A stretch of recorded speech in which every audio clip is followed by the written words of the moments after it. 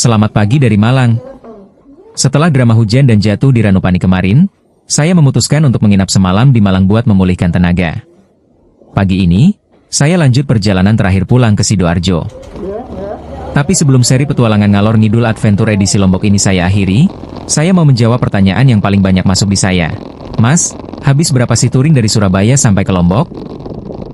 Nah, di video terakhir ini, saya akan bongkar semua rincian biayanya sampai ke rupiah terakhir. Simak terus. Selamat pagi dari Malang, guys. Hari ini kita akan balik lagi ke Sidoarjo dan sekarang ini jam 8 kurang, guys.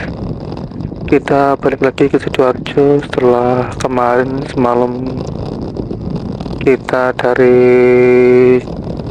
Ketapang, Banyuwangi, Jember, Lumajang, Ranupani, dan pagi hari ini kita akan balik lagi ke Sidoarjo, guys. Setelah perjalanan kita dari Lombok, Bali juga. Oke, guys. Dan kali ini aku ingin membahas berapa biaya yang aku habiskan untuk touring ya, guys ya. Dari Surabaya, Lombok, Bali sampai Malang ini, guys. Nanti aku akan bahas, nanti kan kalian akan lihat klipnya yang habis ini, guys ya. Aku akan bahas berapa biaya yang aku keluarkan selama aku touring kemarin, guys. Oke, sini kita saksikan bersama-sama ya, guys ya. Nanti aku tulis berapa rincian yang aku habiskan, guys. Oke sedulur, kita bedah satu persatu. Pengeluaran paling besar di perjalanan ini ada di sektor transportasi dan penyeberangan. Karena rute kita lintas pulau, tiket kapal feri nggak bisa ditawar-tawar. Pertama, penyeberangan dari Surabaya langsung ke Lombok. Saya pakai kapal dari PT DLU dengan biaya Rp761.994. Ini lumayan tinggi karena jaraknya jauh dan durasinya lama, tapi sudah dapat fasilitas yang nyaman buat istirahat sebelum tempur di jalanan Lombok. Dari Pelabuhan Bangsal ke Gili Trawangan Rp23.000. Lanjut dari Lombok ke Bali, penyeberangan Lembar Padang Bayi kena Rp148.400. Dan terakhir, pas mau balik ke Jawa dari Gilimanuk ke Ketapang, cuma kena Rp18.900. Jadi total untuk urusan menyeberang laut saja, siapkan dana sekitar 900 ribuannya. Sekarang kita bahas asupan buat si kuda besi NMAX. Banyak yang kaget pas saya total pengeluaran BBM saya dari Surabaya, muter di Lombok, lewat Bali, naik ke Ranupani, sampai balik ke Sidoarjo lagi, ternyata cuma habis Rp280.000 dengan rincian 5 kali isi BBM. Angka ini terhitung sangat hemat buat jarak ribuan kilometer.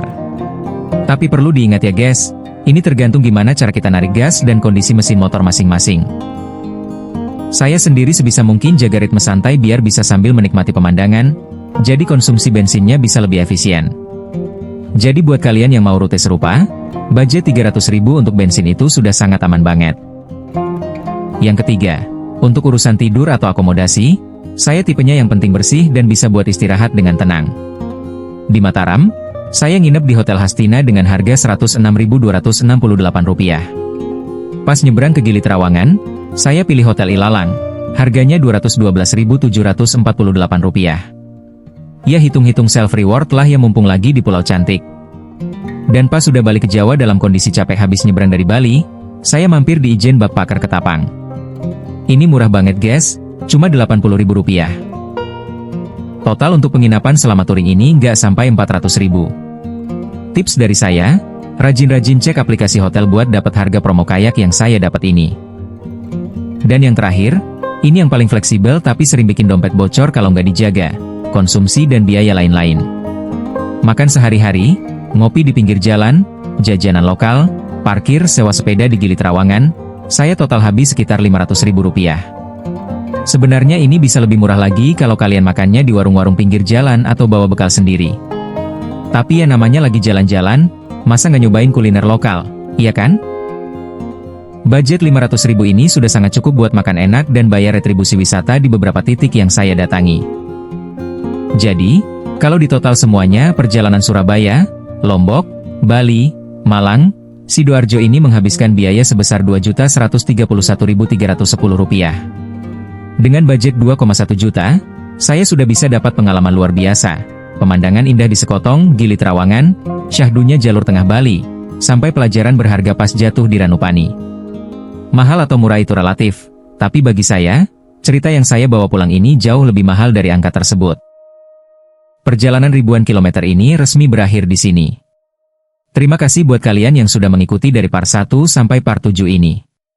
Dukung terus channel Ngalor Ngidul Adventure dengan cara like, komen, dan subscribe. Kira-kira setelah ini kita gas kemana lagi? Tulis saran kalian di bawah ya. Saya Agus Hadi, pamit undur diri.